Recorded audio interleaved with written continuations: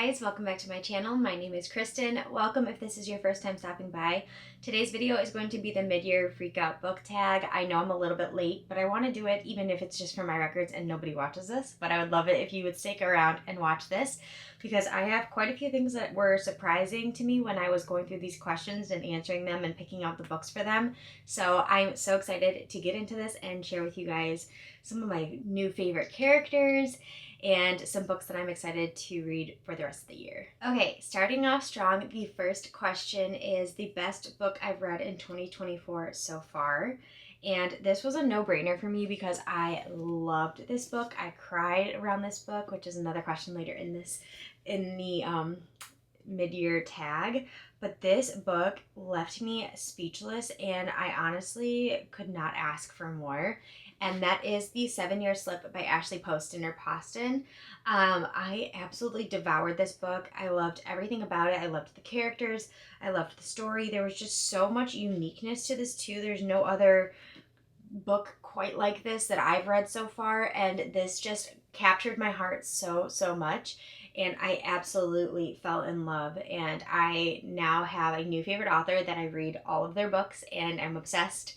So this is the first one and definitely my favorite book so far this year. The next question I don't necessarily have an answer for, but it is best sequel you've read so far in 2024. And I haven't read a ton of sequels so far this year, or like books that even concluded the first book or concluded a series. So the first or the only sequel that I can truly think of that's like a true sequel would be A Court of Mist and Fury. This is the sequel to A Court of Thorns and Roses, but there are 3 more books in the series so far. I know that she's writing more.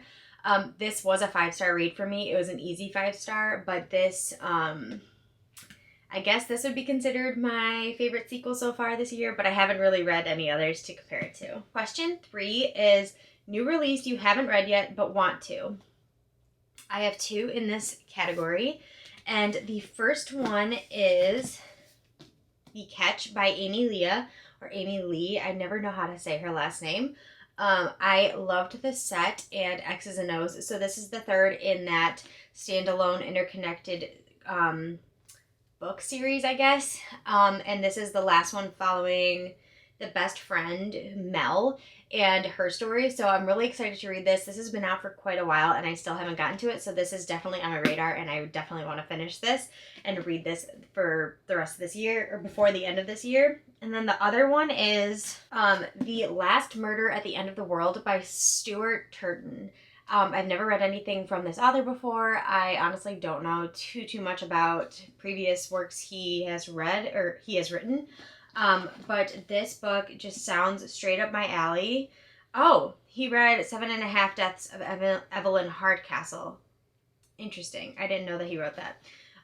But this book is very intriguing to me.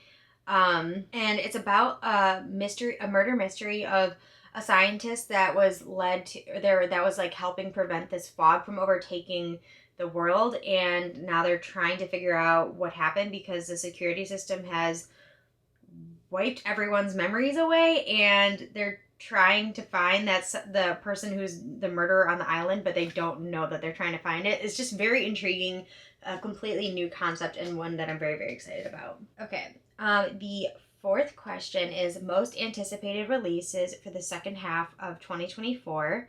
And these books have already been released. Or, well, one of them has and one of them hasn't. When I wrote this, I'm not sure if one of them had, but one of them is Tangled Up in You by Christina Lauren. I actually really love this series. This is a meant-to-be series from actually Disney's Hyperion books, and they are modern retellings of fairy tales, and this one is Rapunzel, so I'm really excited. I have read the other 3 in the series so far and I absolutely loved them, so I'm excited to read this one, and I absolutely love Christina Lauren, so this one is like a no-brainer, have to read it. And then the other one is, of course, Daydream by Hannah Grace. I do have the ARC of this on my Kindle. I'm so excited. I have started it, but that one is my highly anticipated release that's coming out the second half of this year that I know I'm going to give a 5-star. I absolutely love And I've said it before and I will say it again, but Hannah Grace can honestly do no wrong in my eyes. So very excited about that one. So I have, next question is the biggest disappointment. And I have two, and it's a real bummer. So if you guys remember last year, my favorite author, or my favorite book of the year was written by this author, and it's Jessie Q. Sutanto, and she writes the Dial A for Aunties book series, and I read the second one in the series called For Aunties and a Wedding, and this was such a letdown. I really didn't enjoy it. I didn't really find a lot of humor in it. I didn't really find a lot of like true heartfelt feelings in it either. It just kind of felt, it just fell below my standards of what I was expecting, and I just didn't really like it, to be honest. But I am going to still read the third one in the series, but for right now, that one was a letdown. And the other one is Assistant to the Villain. I have already pre-ordered the second one in the series, so I am going to continue on with the series, but this one, I read it via audiobook, and it just was a little odd. It wasn't really bad. There's not a lot of romance. There's not a lot of action. It's just kind of blah, I guess, is the best way to put it. And I just didn't really enjoy it. This was kind of like medium rated on Goodreads, medium low, medium high. And it just wasn't my favorite. So we'll see how I like the second one, but this one was not my favorite. The next question is the biggest surprise, and this one was so surprising to me. I didn't even really fully have it on my radar. It was kind of one of those books that I had to the side that I was like, well, if I don't get to it, then I'm gonna have to get rid of it. And I loved this. I gave this 5 stars, and that is Love Lists and Fancy Ships by Sarah Grunder Ruiz. This is amazing. I absolutely love this. It was a perfect book to read before I turned 30. It is literally similar to what I did, where she's making this bucket list of things that she wants to do before she turns 30, and I absolutely loved it. So good. Romance, fiction, there's, amazing auntie or aunt abilities in here. I just felt like I could really relate to the story a lot, and I really loved the characters. So this one was a 5-star, and I highly recommend. Next is new favorite author, and I don't have the physical book of this, but it is Jennifer Millikin, who wrote Here for the Cake, and I will put a picture of it right here. This book was really, really good. I didn't know what to expect. I had gotten the ARC for it. I went in pretty blind. I didn't truly know what it was about, and it completely surprised me. It was so good. And I loved the writing in it. And I think that's what really sold me, is because the writing just made the characters and the story feel so real, and I just fell in love. So this one was really, really good, and now I want to read more from this author. So I cannot wait to see what else she comes out with. Okay, question number 8 is newest fictional crush. And this one for me is Daniel from Part of Your World. I just loved how he was so gung-ho, straight into it, right off the bat. Like, no questions asked. He was all in, and I loved that about him, and he never teetered from that. He was always all in, and he stayed all in the entirety of the book, and I absolutely loved that. He had such an amazing character, and I loved him in this book. It was so good. So he's definitely my new favorite fictional crush. But then the next question is just new favorite character, and I can't honestly say if it's like supposed to be like a female or male or what kind of protagonist, but my favorite character that I've read this year is Elliot from Love and Other Words. I felt so much for this character. Elliot is an incredible person. You can just tell how much he loves and how much he puts into everything that he does, how connected he is with his family, and just how good of a person he is. And I fell in love with his character right off the bat. And I always have a little soft spot for nerdy men, and he was nerdy to the extreme, but in the best way possible, so this was so good. The next question is, how many books have I read this year? And if I were to go to my Goodreads, so far this year, I have read 45 books, and my reading goal for the year is 75. So I'm 4 books ahead of schedule, but I do feel like I've been slacking and I've had a lot of reading slumps this year, which absolutely sucks. If you've ever had a reading slump before, you know how much it sucks because you want to get out of it so, so bad.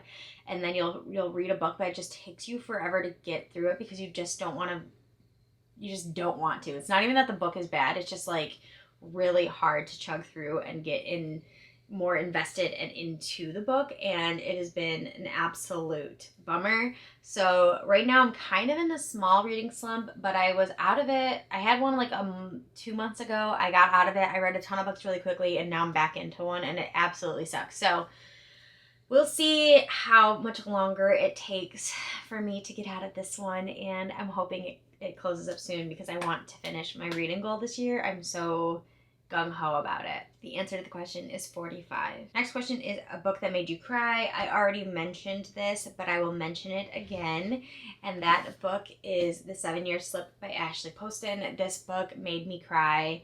It wasn't like an ugly cry. It was more of like a heartwarming, loving cry.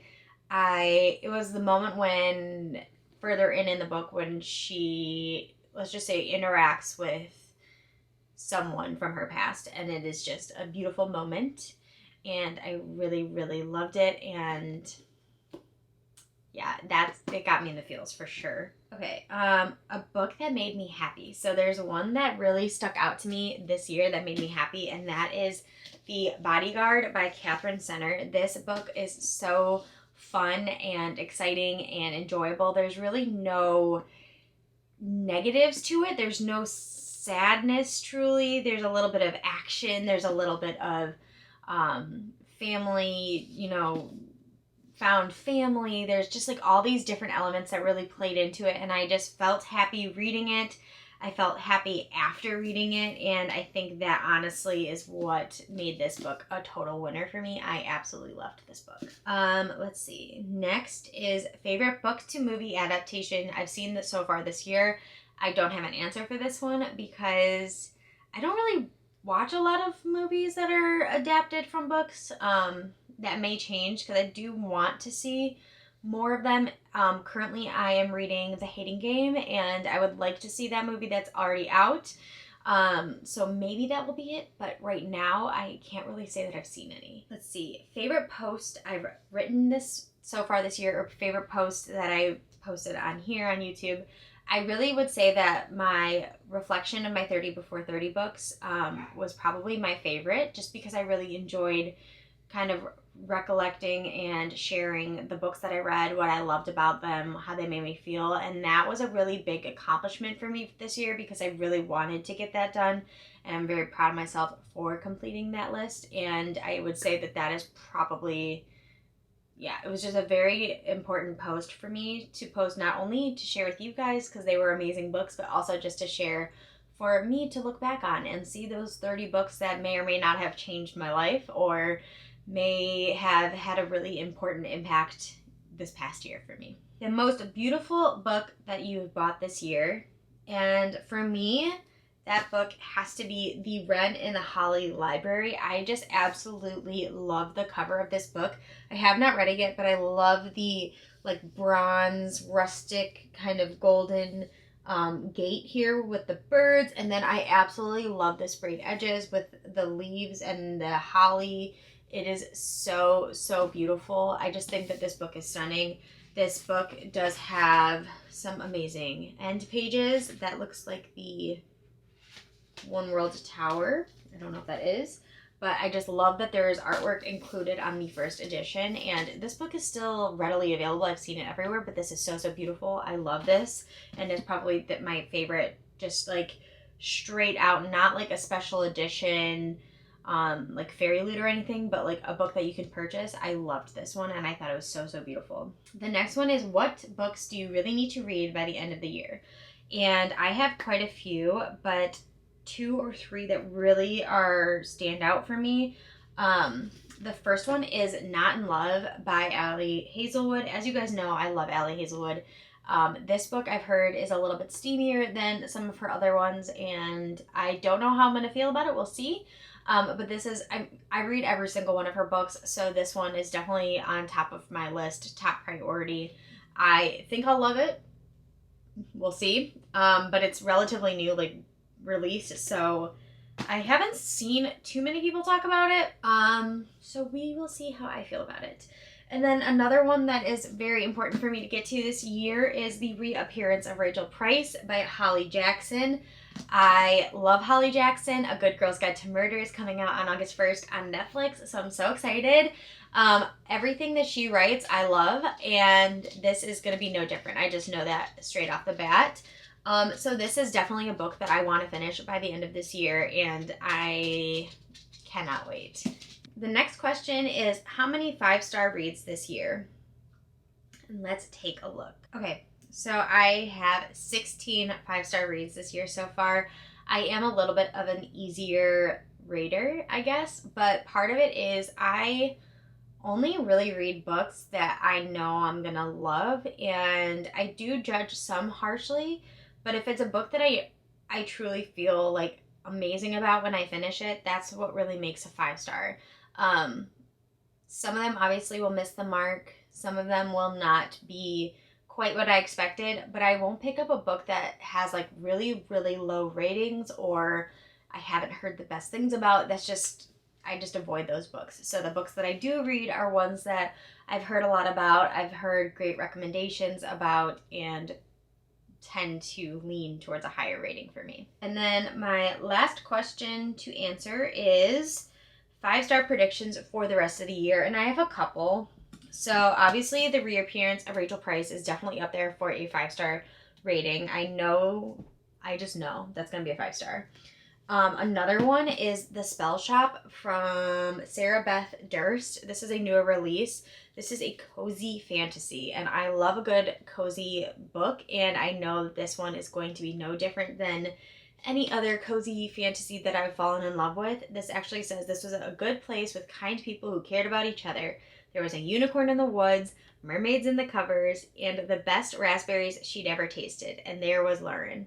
So it sounds like it's a romance, it's a cozy atmosphere, very fantastical and mystical, and I cannot wait to read this. And then my last possible one is just based off of concept, but I don't know if it is. But I'm hoping it will be, and it is The Book of Doors by Gareth Brown. I think that the concept of this book is so unique. So it's a debut novel, and look at these. And it has the deckled edges, which I'm not the biggest fan of deckled edges, but I just thought it was so cool looking, like so cool. It's a debut novel full of magic, adventure, and romance. The Book of Doors opens a thrilling world of contemporary fantasy for readers of the Midnight Library. I absolutely loved, 5 stars. The Invisible Life of Addie LaRue, that was also 5 stars. The Night Circus, I have not read. And any modern story that mixes the wonder of the unknown with just a tinge of darkness. Like, 2 of my absolute favorite books are listed right in that little mini synopsis, and right off the bat, I was like, yep, this is going to be a 5-star. It has to be.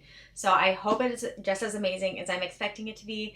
It'll be a bit of a letdown if it's not that great, but we will see. Anyways, I hope you guys enjoyed this video.